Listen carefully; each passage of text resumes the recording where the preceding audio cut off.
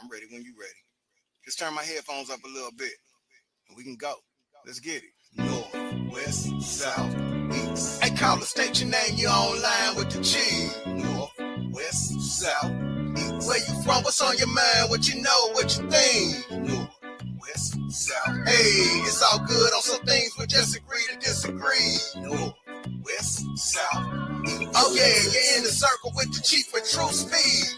Hey, what's on your mind? Hey, let's talk about it. What's going down in your town? Hey, let's talk about it. Rep your city, state, and side when we talk about it. Truthfully speaking, it's where everybody talking about it. Yeah, we worldwide when they talk about us. Inspiring, changing lives when they talk about us. Special guests, open panel, all type of topics, changing information for your mind. Iron sharpen iron. Yeah, we online with the check-in. You better know we outside with the check-in. Man, we going worldwide with the check-in. Like, share, subscribe when the Chiefs about to check in. Yeah, it's going down. Check in. Sharing knowledge of the mind when we check in. Make sure you like, share, subscribe. You check in, hit the bell, get notified when the Chiefs about to check in. Yeah. This is how it's going down, man. This is the new wave of internet radio, podcasting. Yeah, truthfully speaking, Chief Cali. Yeah, check in. One time for your host checking in. Yeah, the one and only Chief Cali.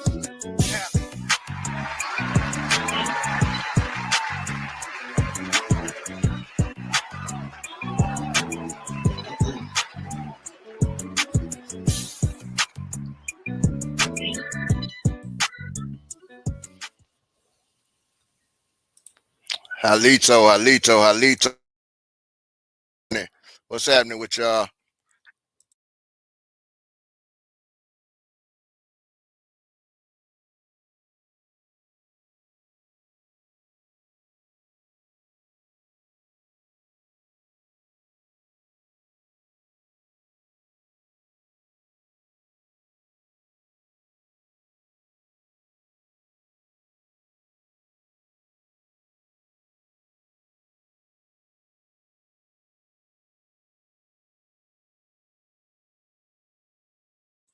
Oh, my bad, y'all. My bad, y'all. Check this out. I wanted to say shout out to my sister DeWanda. Shout out to my sister Texas Bama checking in. I got about an hour in me, man, and I got to get out of here. Bills got to be paid. I got things to do. You know what I'm saying? To the morning. You know what I'm saying? So I'm gonna be at work tonight while y'all are out enjoying your New Year's. So I would definitely like to say Happy New Year's to you guys. And you guys make sure you be safe out here when you step out. Before I get started, I also want to say happy anniversary to my fiance Angie. We still at it. We still at it. We still at it. We here another year. They tried it. They tried it. You got bitch niggas out here trying to, throw wrenches in our relationship. Ain't gonna work. We still at it. Happy anniversary, Angie. I love you. Hey, it is what it is. You know what I'm saying? Uh, this is, this here is my he said uh this here is just my going into 2025 with you guys. I know y'all been waiting on season 2 of Our Story, and I wanted to just give y'all a little look into Our Story going into 2025. Slim Bull wanted me to make sure y'all had something going into Our Story. I know it's been a while, but as I told, as I said earlier on the live today, it's just me, y'all. It's just me. I'm one person. I'm human. I'm doing everything, and I be tired. I get burnt out. I get burnt out at looking at a computer. So sometimes it takes a lot, and it seems like this season is going to have more episodes than season 1 did. So it's just me doing it, but I did want to come through and give you guys a look into season 2 of Our Story, and I wanted you to see some of the cast members who are going to be on season 2 of Our Story. that wasn't in season one. Some of them are, some of them aren't in season one. So with that being said, when we go into season two of our story, we're coming off the heels of Dr. Martin Luther King leading the Indian Civil Rights Movement in 1968. 1968, he died behind the Indian Civil Rights Movement. Now, a lot of our people, what we had to deal with in season one was getting you to understand the difference between the Native Americans and us reclassified American Indians of North America, aka colored people, aka Negroes, aka African Americans. All right, the so-called African American was reclassified on this land of North America from being Indian. All right. So you had in 1968, our grandmothers and our aunties and our uncles and our grandfathers were marching with Martin Luther King in 1968, fighting for Indian civil rights. They were fighting for public Indian housing. They were fighting for Indian Bill of Rights. Now, I asked a question in season one of our story. What did those Indians look like that were marching and protesting with Dr. King? All right. They don't look like those Indians from India, and they don't look like those Indians with the TPs and the casinos on the reservations. What did those Indians from those Indians marching with Dr. King in 68, what did they look like? All right.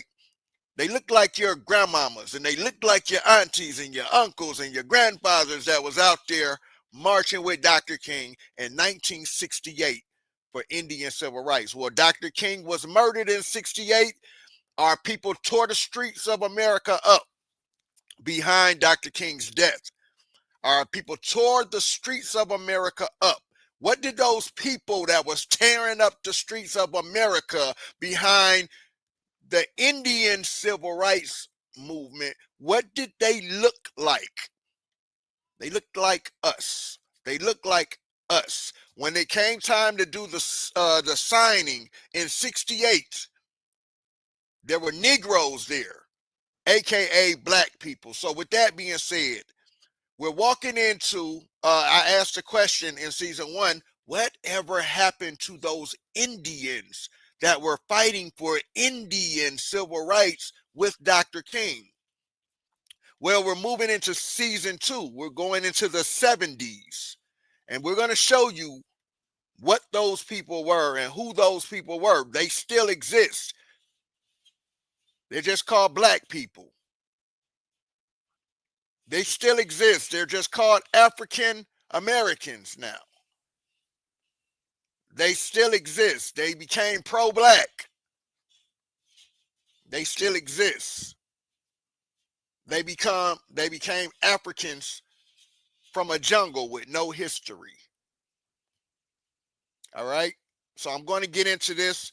I'm going to take you into a little bit of season one, because what I want you to see is since 1968 and moving into the 70s, how we wanted to be everything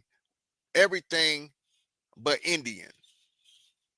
When Dr. King died, he was leading the Indian civil rights movement. And as we move into the 70s, we wanted to be everything else but Indian. We wanted to be black power. We wanted to be pimps. We wanted to be hoes. We even wanted to be African slaves from a jungle with no history. So with that being said, I'm gonna walk y'all into season two. Do you remember the generation of children from season 1 of the docuseries Our Story, 1968, Indian Civil Rights? The generation of children from the civil rights era fighting to help end segregation and helping their elders fight for Indian civil rights. Whatever happened to those people after King's assassination in 1968? Well, I'll show you. This is them.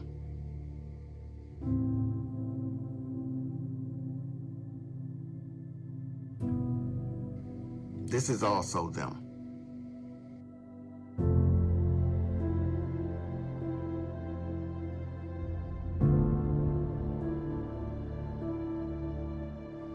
And yes, this is also who they became.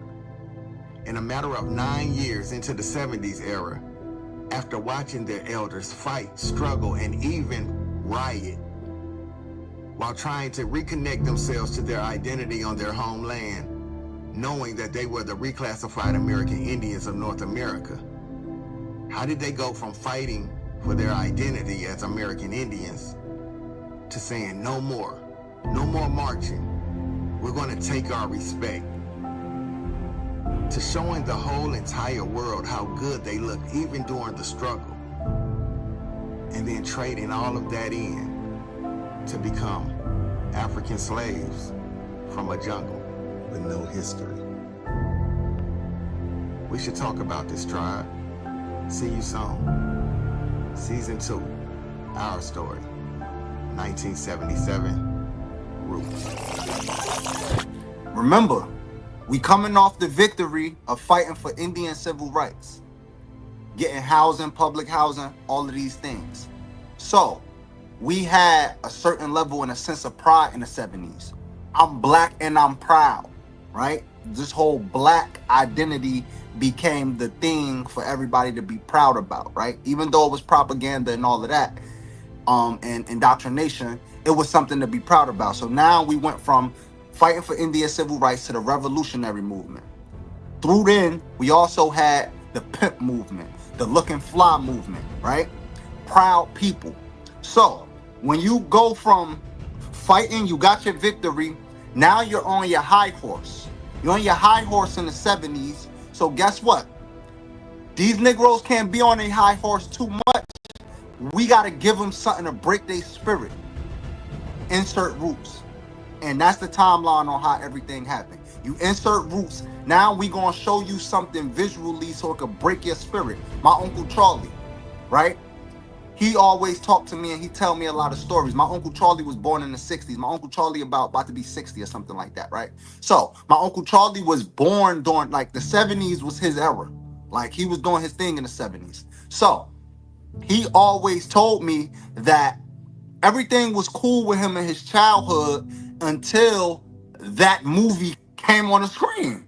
And when the Roots came on the screen, he started to hate white people. So now you're stirring up a bunch of different things because you on your high horse of thinking, integration, everything is good, boom, boom, boom. All right, now how can we break their spirit? So Roots was an exact way in the 70s to break the momentum and the proudness and the black pride that was in that.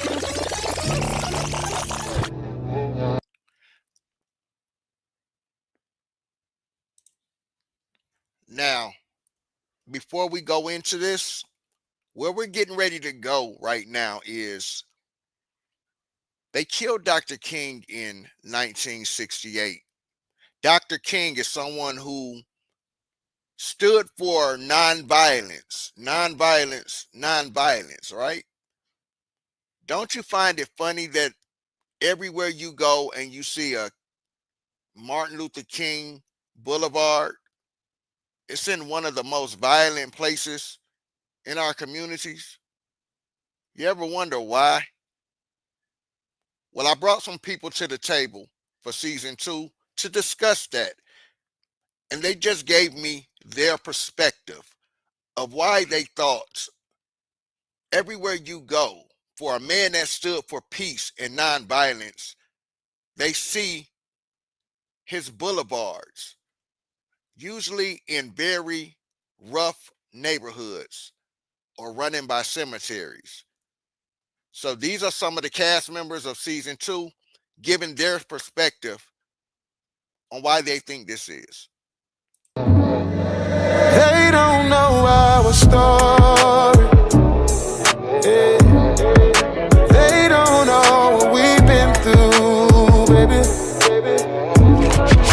They're all on the outside looking in. We still gon' do what we want to.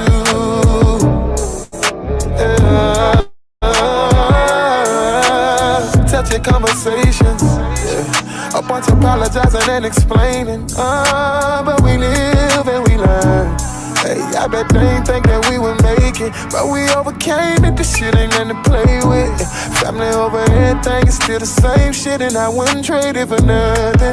Nah, we've been through hell and back, but we're still standing. Standing on all 10. Hey, you know how we do it, we go all in. Yeah, it's us over everybody. It's about when it's trouble in paradise. Nosy motherfuckers wanna hear about it. Let's be clear about it. We don't make decisions based on their opinions. We can't expect, nor can we make them see the vision, as long as we know the business. Cause they don't know our story. Yeah.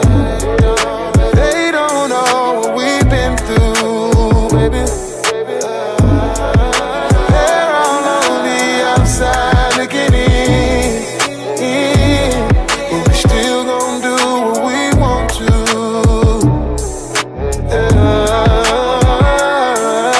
Never said it would be easy, but when you commit to shit, you gotta keep on fighting for who and what you believe in. Believe me, cause I ain't going nowhere, baby. I'll be here till the end of time. Take no chances, I won't jeopardize. No, I won't. Cause true love only happens once. I know my past ain't pretty, yeah, but she still ride with me, yeah. You see, this ain't for everybody. So I when it's trouble in paradise. Nosy motherfuckers wanna hear about it. Let's be clear about it. We don't make decisions based on their opinions. We can't expect, nor can we make them see the vision, as long as we know the business. Cause they don't know our story. They don't know what we've been through, baby. I know they don't. They're all on the outside looking in. But we still gon' do what we want to.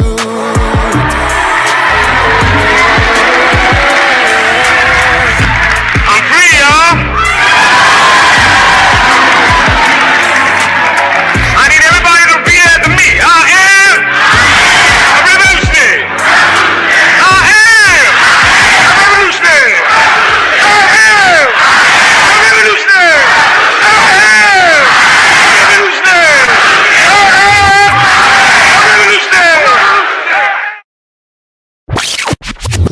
I mean, have you ever thought about it? Martin Luther King was known as being nonviolent and peaceful.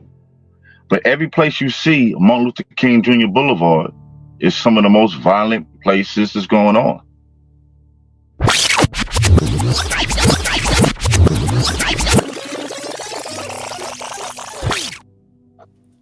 What we need to understand is, don't be fooled. Do not be fooled by the whole Martin Luther King rhetoric, right? Don't be fooled by them giving him statues. Don't be fooled by him giving them street signs, because it's all symbolic. Don't forget that they killed him, his brother and his mother. So don't forget about that either. So these people had a specific narrative that to the media was different. So from a media standpoint, he's their token Negro. But if you look at the actual actions, you got to look at people's actions sometimes. You can't always look at what they do, because what they do could be the smoke screen.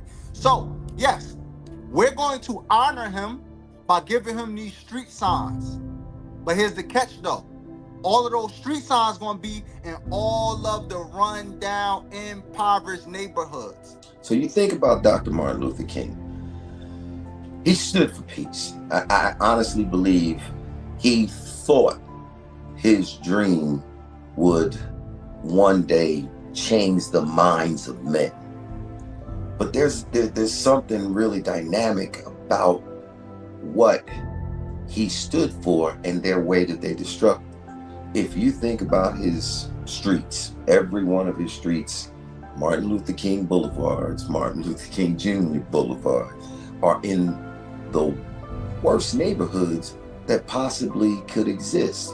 And not just worse in that it's run down. It's worse because they're food deserts. There's nothing that's built up that sustains the society. Why? Because again, they give you a token. They give you a hero. Not saying that Martin Luther King didn't do anything good, but they gave you a hero and a token. And to throw it in your face, they put it in some of the most violentest areas. Remember, propaganda. The worst of the worst in every part, every city in America is going to have Martin Luther King signs on every part of that. When we think about or visualize the condition of boulevards, streets, avenues named after Dr. Martin Luther King, it takes you back to good times, right? And the propaganda that you're not going to get any further than this. And you can do all of that. It's a social programming of hopelessness, right? You can do all the fighting you want. I mean, you think about, because people don't talk a whole lot about Dr. Martin Luther King's work with the, the Poor People's Campaign, the Poor People's Party, fighting for equality and justice and human rights. It was a human rights movement, and it's a social programming that this is what it looks like when you fight for human rights. So it's devaluing our culture. It's quieting us. It's silencing us. It is keeping us in an endless time loop of degradation. And what's shameful about that is that the areas of where Dr. Martin Luther King Boulevards and avenues are, more 9 times out of 10, the local politics and governance is controlled by people who look like us. It's an interesting topic with the Martin Luther King Boulevard thing, because like you said, it is like where the ghetto starts. As soon as you see Martin Luther King Boulevard in any city, that's where our people is at. That's where it get dangerous at, and that's where the hood is at. And that's by design. That had to be by design, because they made Martin Luther King an example. He died a violent death. He died a backdoorish death. He died tragedy. And I think that street being in our community is ritualistic. It's very ritualistic, because a lot of violence happens around this street. Like in Chicago, we all know where MLK Boulevard is at. You know what I'm saying? It go through some of the hardest hoods in the city. King Drive, that's where Old Block at. 63rd, you know what I'm saying? That's where the whole thing that happened with the drill, you know what I'm saying? That's where drill started, you know what I'm saying? On King Drive, but so, and around King Drive. So, man, this personifies death, destruction, and violence, the same way that the man King went out. He didn't stand for that. He didn't fight for that. He didn't do that so we could be in poverty and doing this, that, and the third. But that's just really a significant slap in the face. And it's a sign that you got to read between the lines too a lot of times when you do that. So, but me personally, how I feel about that is, when you get your oppressor to do anything for you, they'll do it, but they'll do it in a way to where they can get the satisfaction that they're pass-throughs. And people, no, I don't want to go to MLK. No, I'm not going over there in that drama. There's bars. There's liquor stores. There's Dollar Tree. There's nothing substantive in any one of those neighborhoods. And you say to yourself, wow, if you're going to use this man's name, it's like that penny for Lincoln, right? They got Lincoln on a penny because he was that color, right? Martin Luther King, you want a piece, here's your piece, piece of nothing. There's nothing in those areas, and that's the sad part. But we collectively don't look at things like that. Most MLK boulevards actually did start out not only peaceful but very prestigious. They started out as the best area to represent positive blackness in each city that they was implemented in at first. One of the ways that they made that stop, though, is they funded the replacement of black-owned business with others, a lot of others, Arabs, Indians, Asians, white folk, so on and so forth. So when it comes to people like Dr. King, Michael King is his real name. I know it messed a lot of people up. I thought it was Martin. It was actually Michael is his name. So you have a young man out of a particular area, Atlanta, Georgia, who's put on the forefront for this new idea of peaceful talks and peaceful demonstrations and peaceful protests. A lot of people don't know that Dr. King really didn't get involved in things like going to Alabama and going down to Mississippi and those areas to deal with civil rights movement and walks and marches until two brothers got killed. They got compacted in a trash truck, unfortunately, and that's what kicked off the entire movement of going down south.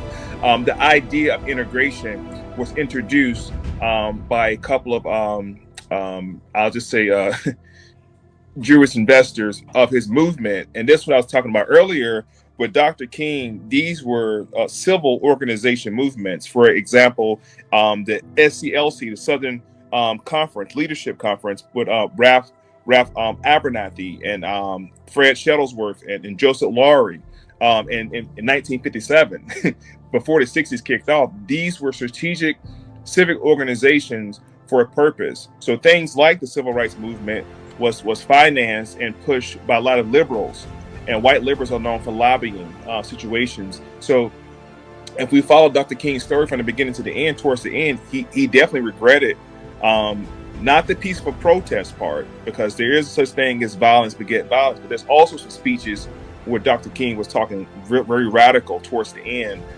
in favor of the so-called black people. We even mentioned that the indigenous Negroes, who we call Indians, are laying lavish in the foothills or in their own territory. We're still captive in our own land, and he knew that.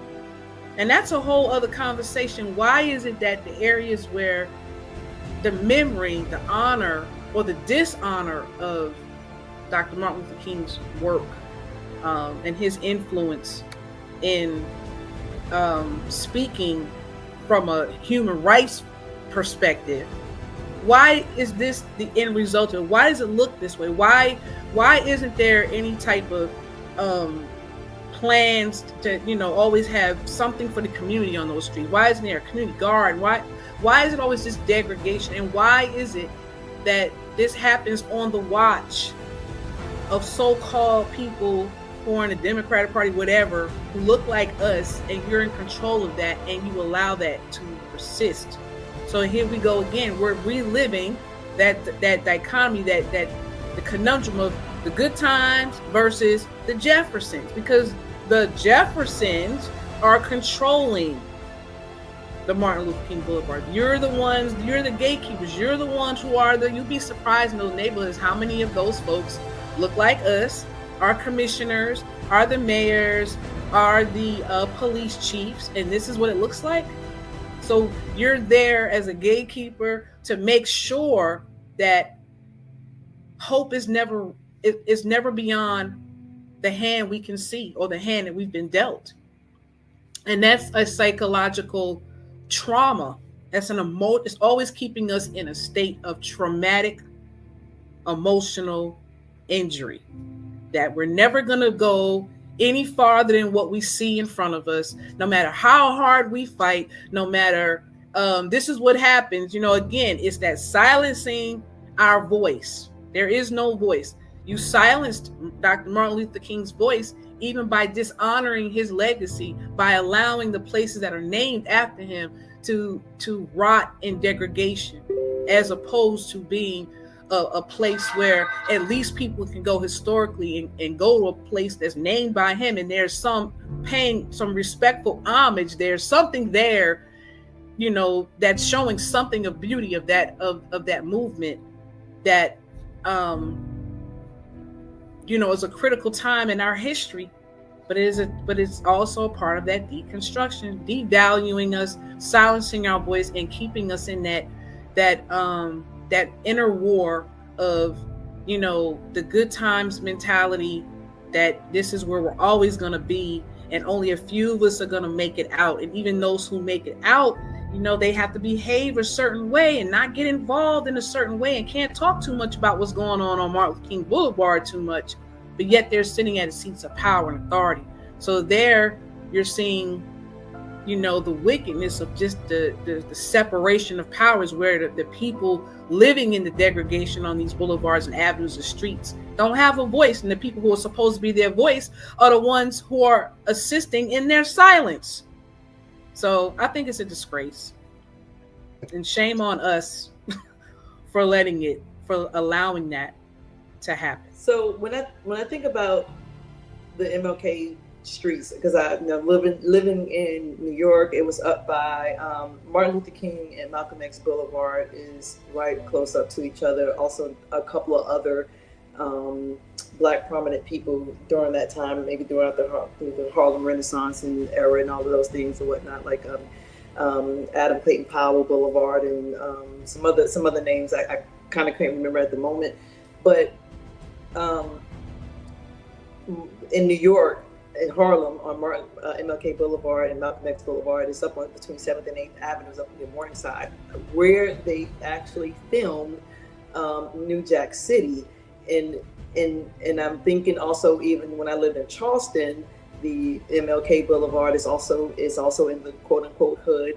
And even here in Florida, in Nassau County, in Yulee, Fernandina area where I live at, it's in Fernandina, but not in Yulee, but the MLK Rec Street, it's called MLK Recreation Center, is located directly, quote unquote, in the hood. And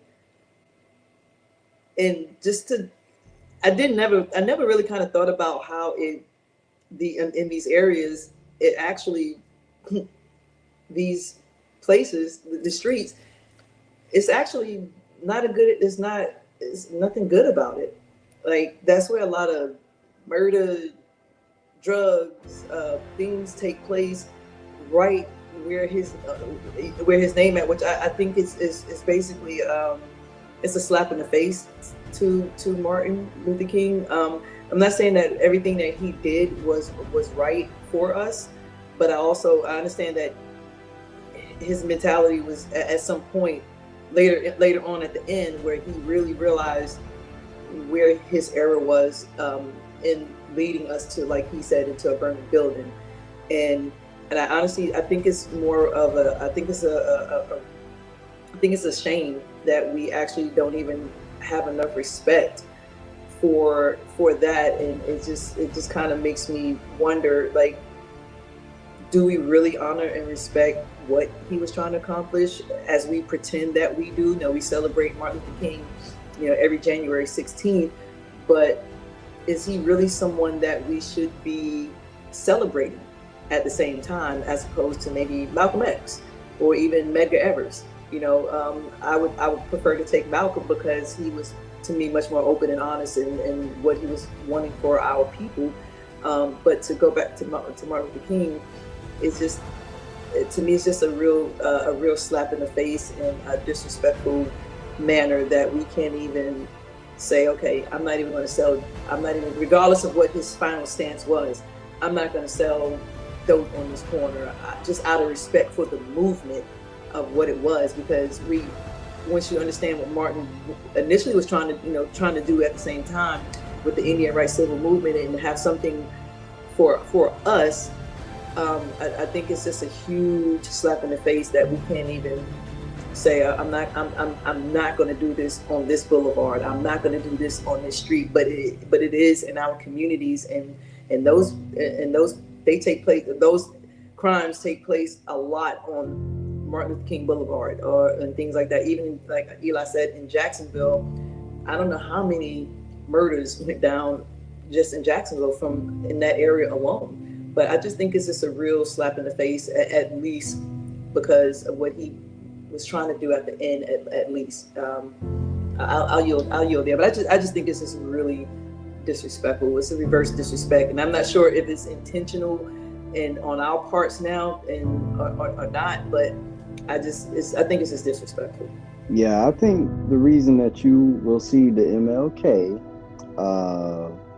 will be probably one of our areas, or the areas where you'll find melanated people, aka black people, is because, well, it's number one, it's MLK, so you're not gonna have it in the areas. The city would not have named the street for the area because that's where the other people live, not the people that MLK was supposedly for. The reason I think that it is generally usually a high crime area is, again, tying right back to the propaganda that has been fraught on these people and convince them to think that certain things are the right thing to do as a man or the right thing to do as a woman.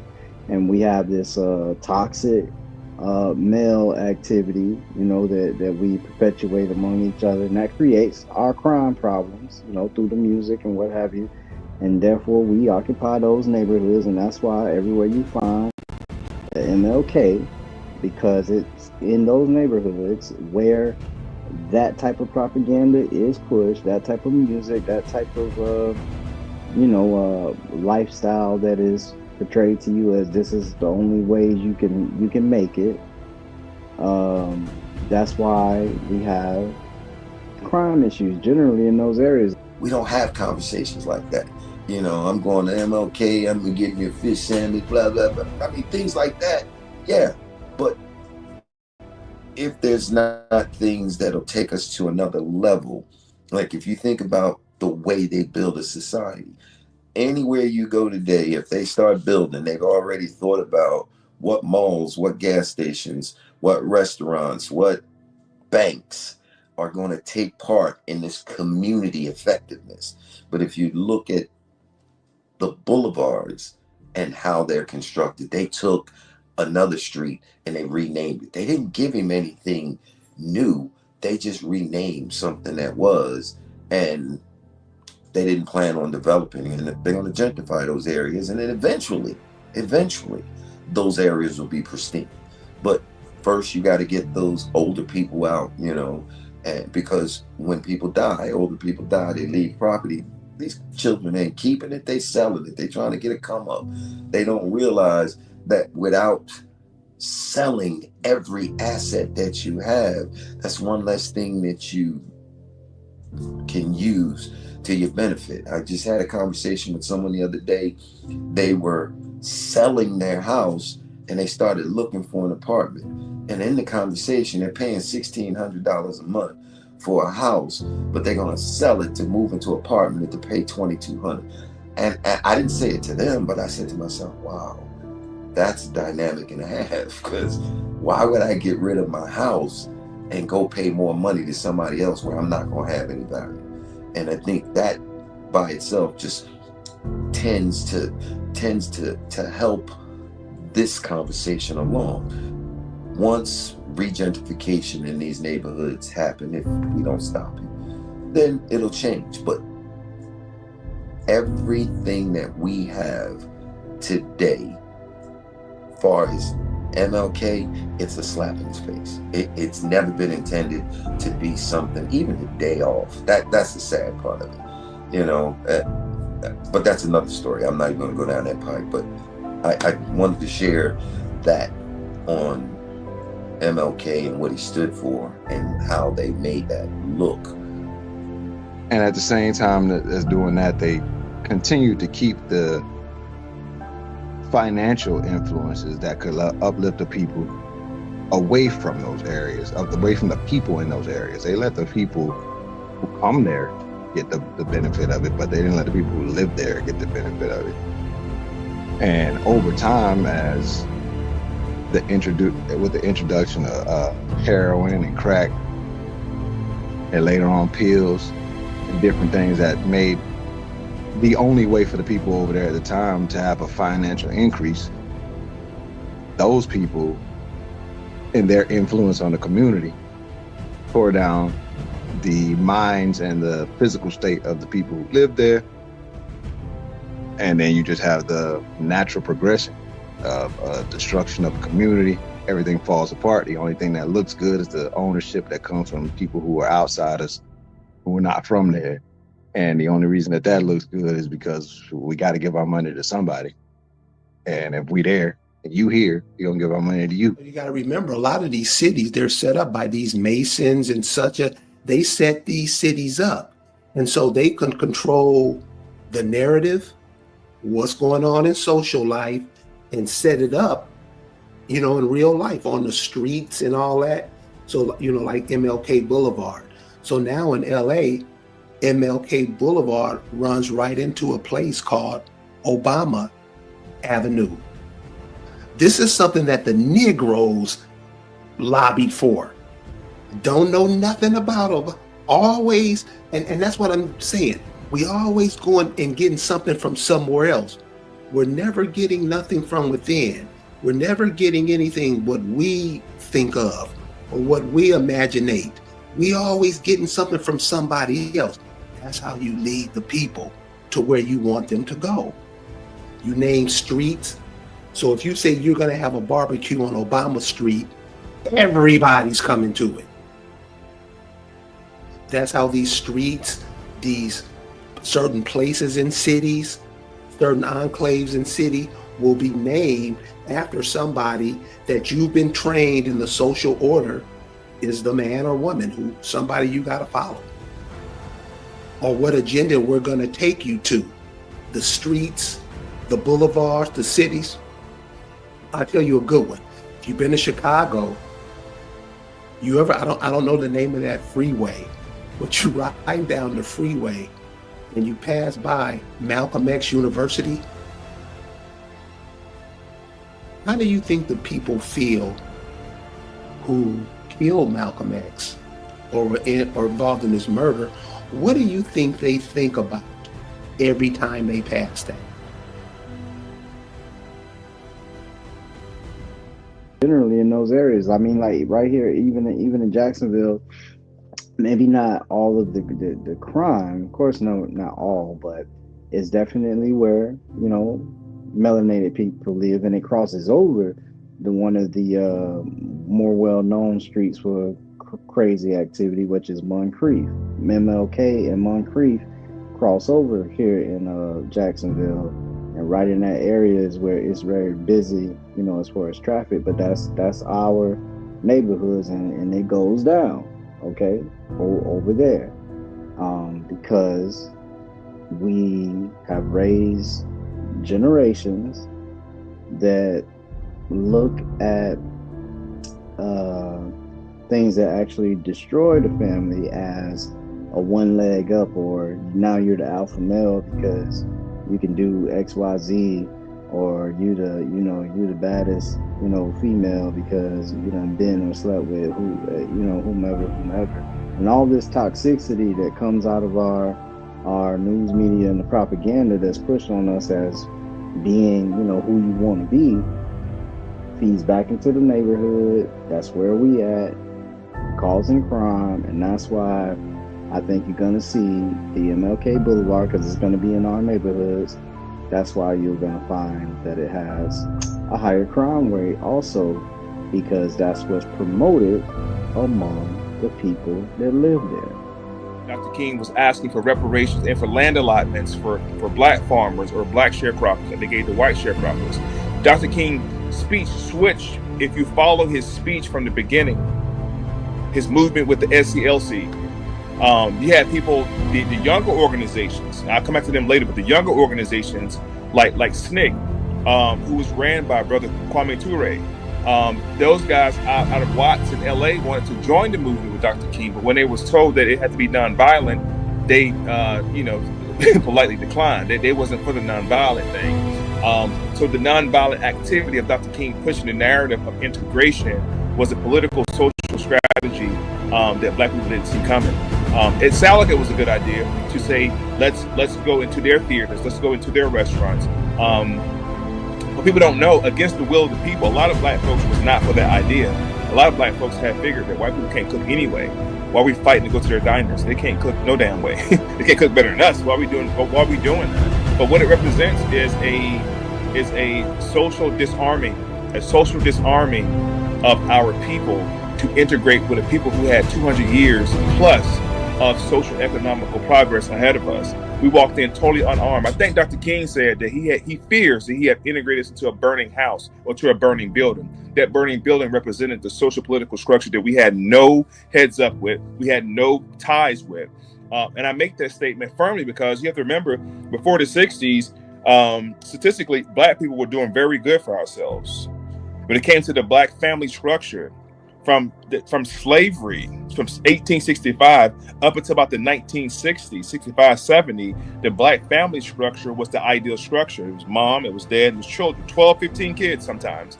We still had that family structure. A Black man in the 50s and 40s and 60s could support his entire family with no college education, as opposed to today, a Black man with a college education still struggles to feed his family. So it was just the social political shifts that we have to worry about. And as far as Dr. King Boulevard being in these urban inner city locations that seem to be riddled with crime and in these rural areas, well, I would challenge anybody, even in the city of Atlanta, where I live at, if you go back and you take a look at the history of those territories, of that section, it was once a thriving Black community. Again, this is social economical. So just to say that Dr. King Boulevards are in these terrible neighborhoods, let's go do some research on the neighborhoods and find out what they were before. Let's find out the social structure, the economical structure of those neighborhoods prior.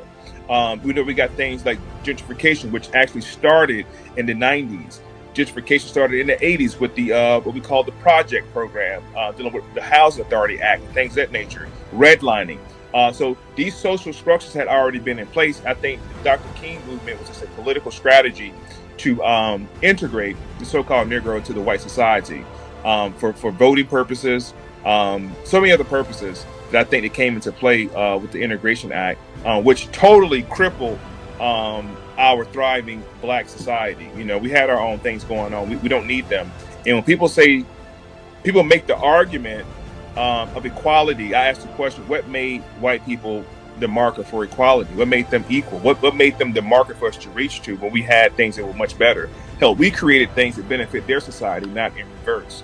So when it comes to Dr. King and his movement, I strongly believe and have researched that he was definitely financed among other organizations such as NAACP.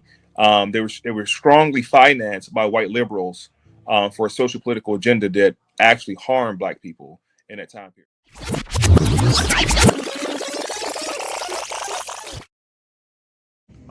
And you just don't hear the Indian story in these situations. So back to Roots, there's a couple scenes in Roots where they let you in on some couple things. There's a particular character in Roots by the name of Fiddler. And there's a portion in the movie where Fiddler is now bringing Kunta Kinte to the plantation for the first time in the movie, if you catch this part. And what would hit me like 1,000 bricks was, why is he explaining to the crowd of people in the movie what an African is? Let me show you something. This here is a Guinea man, an African. They catch him running through the woods in Guinea. Master Reynolds bought him right off the ship. Now you keep away from it now, because he a wild African. Oh yeah, he a bobcat for sure. Now some of you ain't never seen no African niggas before. Now some of you ain't never seen no African niggas before. Now some of you ain't never seen no African niggas before. So you just listen to old Fiddler now. This here Guinea man don't know English talking. So I'll be the one teaching him what it is he got to know. This is the movie Roots. So, but back then, you know, in our advantage, in our young age, we would have never saw that scene. I've seen the movie 1,000 damn times and never seen that scene. It's only because now I'm hyper aware of our indigenous ancestry in the Americas that I can even catch that part of the movie. So Fiddler he has Toby on the chain, right? And I tell people in these slave movies, whether it's Django, 12 Years a Slave, Glory, any of these movies, take notice how they only have certain Negroes in chain. The Negroes in chain were not the slaves. The Negroes in the chain were not the slaves. Those Negroes knew about their freedom. They kept running away. In fact, they kept running away so much, it was a term they called drapetomania. It was a mental condition of wanting to be free. This is so-called European psychology, pseudo-psychology. And this is coming on the heels of things like eugenics with Eugene Fisher and Johann Blumenbacher and so many others, white pseudoscientists. But now, that scene in Roots, the camera is panning by the so-called plantation Negroes, and you see the women with the head wraps on, their turbans. The turbans are turned this way, not the other way. There's actually a law implemented in the French quarters of New Orleans, but they had to cover their long Indian hair up. And then the little so-called Negro children were known as pickaninnies. These are pickaninnies, by the way. Fiddler is explaining, this is what he said, verbatim. He said, this here is an African. I know a lot of y'all never seen no African before. I said, wait a minute, what the hell did he just say? Why would he tell these so-called Negroes they ain't never seen an African before? I thought they were African. Hitler in Roots was the same as, what's his name? Samuel L. Jackson was in Django. And I'm gonna tell you about him too, because he was actually he was the owner of the plantation Candyland, not Leonardo DiCaprio. But Fiddler was telling them, let me teach him what he needs to know. And the crazy part is, in the movie Roots, when they do that pan, that scene, the little black kids they showing and the ladies they showing, those were not the slaves. Those were tenant farmers. Tenant farmers. We have to understand sharecropping and tenant farming. And what Hollywood would often do, Hollywood would give us the story of out of Africa, but only show us slavery during the 1800s. Django, 1800s. Roots, 1800s. 12 Years a Slave, 1800s. Color Purple was the early 1900s, but still, you would never see you would never see a slave movie take place in Africa. Other than what? One movie. There's only one movie that the African slave trade portrays, and that's Amistad. That's the only slave movie they got about out of Africa. Those other movies that we think are the African diaspora and the Atlantic slave trade, that's actually what was called the second Atlantic slave trade, the domestic slave trade, because in 1808 they outlawed international slave trade. So no more so-called Negroes were brought into the Americas. And a question I like to ask my people is, who solely believe in this out of Africa theory via slave trade, is which America did they come to with slaves? The whole book's a lie. And if you look at Roots and go get your federal documents, in federal court, a white boy by the name of Harry Colander that wrote The African in 1967, the court documents show that federal judge made all of them pay him $750,000, and in the records they chastised him, saying not only did you lift it out the book, you didn't even change one word. And then a white boy from England named John Rollison, that same judge made them pay him $150,000 because Kunta Kinte came out of his book. Halito Tribe, make sure you stay tuned. Season 2 of the docuseries, Our Story, 1977, Roots. Make sure you follow us on all social media platforms to keep up to date with the progress of the docuseries. Our Story, 1977, Roots. I'm born and raised in Goose, Florida. I'm born in Goose, raised in Liberty City, in the Poker Bean Project. I ain't never went to Africa, I ain't think about going there. And I heard it's a beautiful place, yeah. And I know it's the motherland, yes. But not my mother, not her mother, and not her mother's mother. That ain't their land. America, real true land is right here in the USA. Dirty South, Southeast, Midwest, my piece, up top, down deep. East Coast, Northeast, copper skin, gold teeth, good green, good eats, cornrows, roll neat, big mama, big chief, still here, ain't gone, told lies, lied on, done dirty, done wrong, Jim Crow shit, niggas ain't fold, our land, our home, leave where, ain't going, big bricks, up north, down south, red soil, real tears, real fears, cards stacked, cards hid, games played, snakes near, Coattail Pro, leaders got killed, shotguns, big house, red clay, big mounds, cornbread, being fed, red bones, dark brown. You think she's pretty? Well, I expect she's pretty enough, but me, I like a different kind of face. What kind? Kind of face you got, Bill.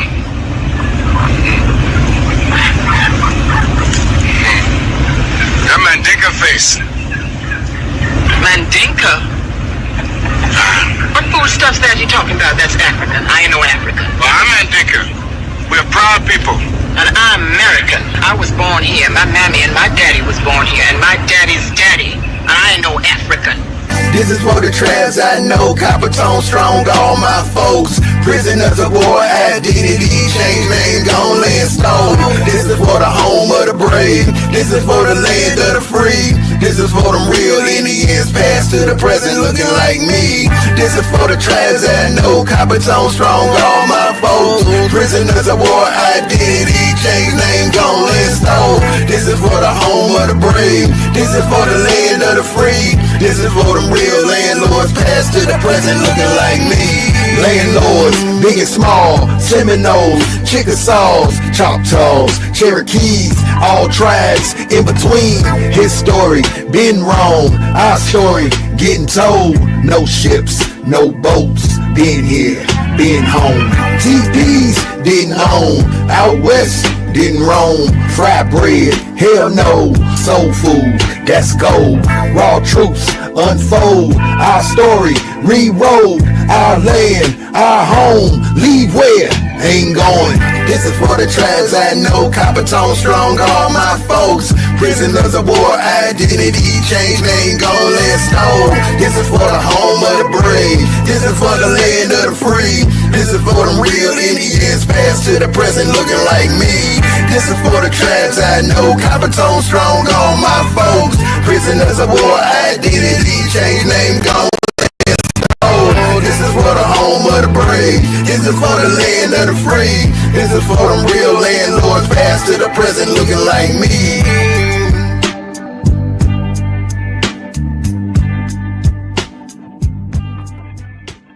My mama can't tell me not one story about Africa.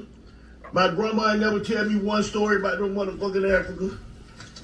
I don't know nothing about Africa. All I know is all the African people I know and run into, they think they better than us over here. Africa this, ain't there one of you motherfuckers trying to go back to Africa?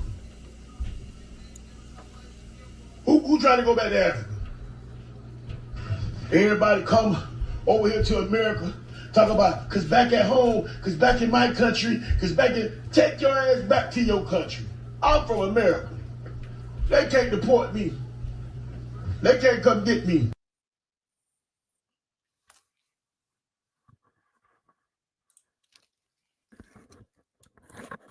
All right. So with that being said, that was just a little look into season 2 of Our Story to 1977 Roots. Let me say this too. I felt Trick Daddy. I felt every bit of Trick Daddy when he said that no Diddy. I felt where he was coming from 100% when he said that it's not my mama's land, it's not her mama's land or her mama's land, so I felt that, it's just a fight. It's just a fight we're in to stand on our identity. You feel what I'm saying? So what we have to understand is going into season 2, we're coming off the heels of Dr. King leading the Indian Civil Rights Movement in 68, the Indian Civil Rights Movement in 1968. All right.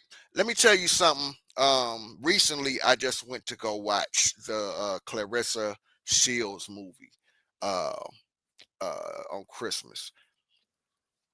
There's a moment in that movie where I damn near teared up in this movie because it was the moment she won. It was the moment she won that gold medal for America. And when they raised, she stood there as that copper color beauty queen, as that copper color queen from America. As she stood there, she won that gold medal for America. And as she stood there, you can see her skin looking so beautiful as they're raising that American flag over everybody, over everybody. That moment in that movie just did something to me because it makes me say we contribute so much to this country, copper colored people. We contribute so much to this country. Our fingerprints are not all over this country, but all over the world. Our people follow us. They follow our lead, and we don't even understand it. But we are allowing people to tell us that we come from somewhere else that don't even want you. Them folks don't even want you. They ain't looking for you. And you keep trying to connect yourself to these people that your family never even told you you were connected to. School told you you was connected to them. The white man's history told you you were connected to these folks. Your grandmama, your aunties, nobody in your family told you you had you came from a jungle in Africa. Yes, you may have had some slaves in your family, but guess what? Just like the Minister of Information was saying in the video, we also had a middle passage, a second middle passage slavery right here on the land where you wasn't coming from anywhere. You was being shifted around right here on the land. You feel what I'm saying? So yes, you may have had some people who were slaves on the land, but there was a whole slave trade that went on right here on the land. So these are some of the things we're going into in season 2. All right. It's definitely a fight we're in right now. Though we have a lot of people who have woken up from the out of Africa theory, you know, they've woken up. A lot of those Pan-Africans have woken up. But now we have a new fight on our hand going into 2025, which is FBA, Foundational Black Americans. Ain't nothing black about you. Ain't nothing black about you, and black doesn't connect you to anybody's land politically. You're not going to get nothing calling yourself foundational black anything. Black, black, black. I'm telling you, this is the new fight. This is the new fight we're going into in 2025. So that's why it's very important that I do this docuseries. You see what I mean when I said leaving off of 1968, where we were fighting for Indian civil rights, where your family members told you they were Indian or they had Indian in them. Remember, Dr. King was leading that movement, and now we're moving into the 70s. And we want to be everything else. We're getting further and further away from Indian civil rights. We're getting further and further away from who we were and who we were fighting for. That man died leading that movement, fighting for Indian civil rights just for us to go be black and African and African American. We're moving further and further away. You're not going to get nothing moving further and further away from who you are. My grandmama said she was an Indian. I'll never forget that. I still hear her voice telling us she was an Indian because I was asking her, why do they call her colored and stuff? My grandmama said she's an Indian. My grandmama's from Bessemer, Alabama. She's from down there in Alabama. Both sides of my family down there in Alabama, the mound builders, Dirty South, Southeast. My family migrated to the Midwest, my peace. Our people went up and up and up that East Coast, Northeast. These were our stories of our people. Those people were Indians. But this is what we'll deal with going into season 2. Foundational Black Americans is going to be the new fight we're up against. This is just them repackaging. They're just repackaging the Pan-African movement, because you see a lot of them are moving over into the FBA lane now. FBA is pretty much saying, yeah, we were the first ones here in America, but we came from Africa. They're using a lot of our talking points, but want to tell you they came from Africa. But we got a problem with that too, FBA. We don't say we came from nowhere. We say we've been here. We've been here. We didn't come from nowhere. So with that being said, I'm about to get out of here. You guys enjoy your evening. Y'all be safe out there. I just get ready for season 2 in 2025. We're bringing it to you. I just have to, just bear with me, y'all. I just wanted to give y'all a sneak peek into 2025, just to let y'all know that we are bringing it to you. I want to play this song right here. As I go out, I want to play this song right here. To show love to my copper color sisters. Also, just to speak to that moment that I told you I saw in the Clarissa Shields movie. We have so much music out here disrespecting our women, and for this, this is the reason I made this song. But that moment that Clarissa Shields stood there and you could just see her copper color skin, standing there for America, and they raised that flag over everybody. That's a beautiful moment in that movie I just can't forget. Shout out to my sisters.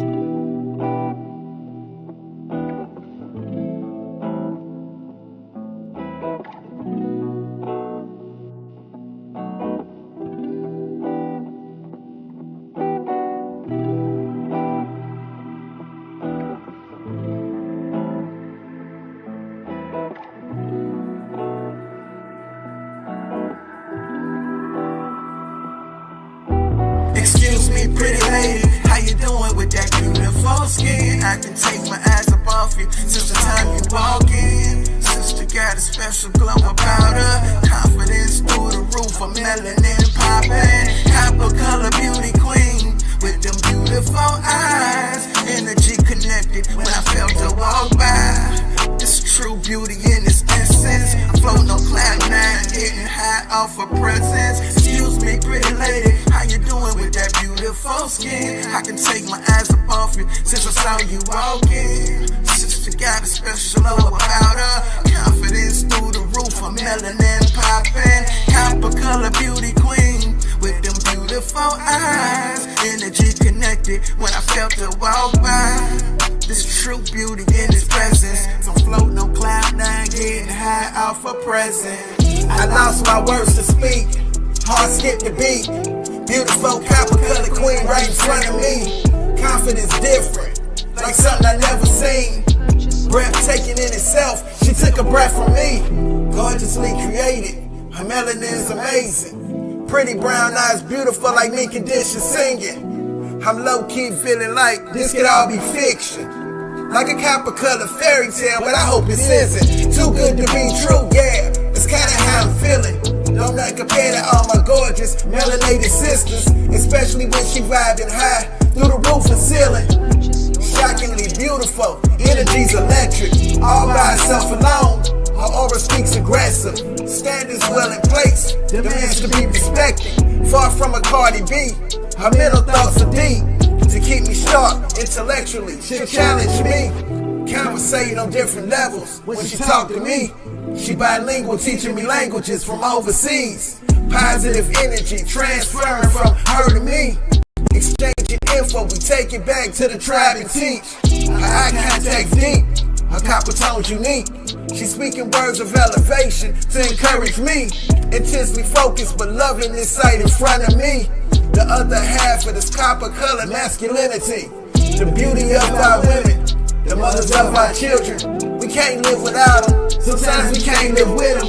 Yeah, we might argue with them, but hey, that's part of living. But when it's right, It's heaven procreating with them. Granny's words of wisdom, mama's intuitions, and auntie cutting up with all them superstitions. Family reunions, we welcome in all the new additions. I wouldn't trade y'all for the world, even with the issues. Excuse me, pretty lady, how you doing with that beautiful skin? I can take my eyes up off you since the time you walk in. Sister got a special glow about her, confidence through the roof, a melanin poppin'. Copper color beauty queen with them beautiful eyes. Energy connected when I felt her walk by. This true beauty in its essence. I'm floating on cloud nine, getting high off her presence. Excuse me, pretty lady, how you doing with that beautiful skin? I can take my eyes up off you since I saw you walking. Sister got a special glow about her, confidence through the roof, a melanin poppin'. Copper color beauty queen with them beautiful eyes. Energy connected when I felt her walk by. It's true beauty in its essence. I'm floating on cloud nine, getting high off her presence.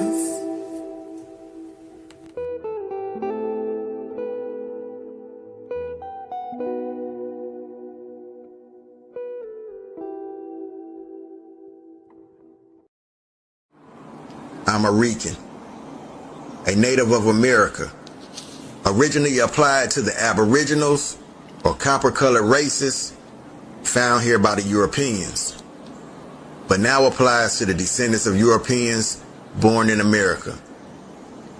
1828, Webster's Dictionary. Get it before it disappeared.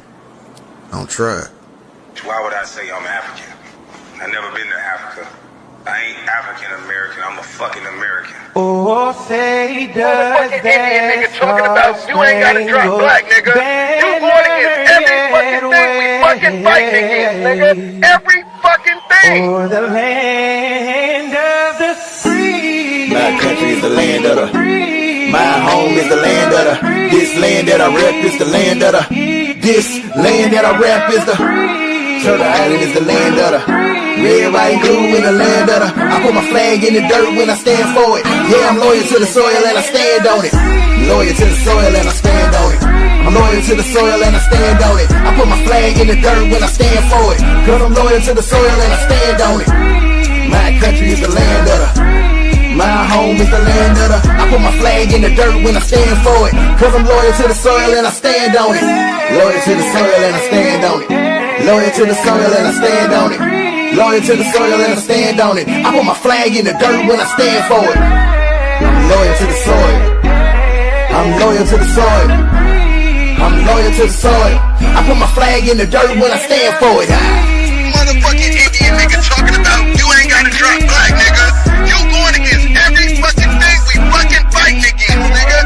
Every fucking thing. This is the shit we fighting for, is to be called who the fuck we are and not fucking be called fucking black. And the home of the brave.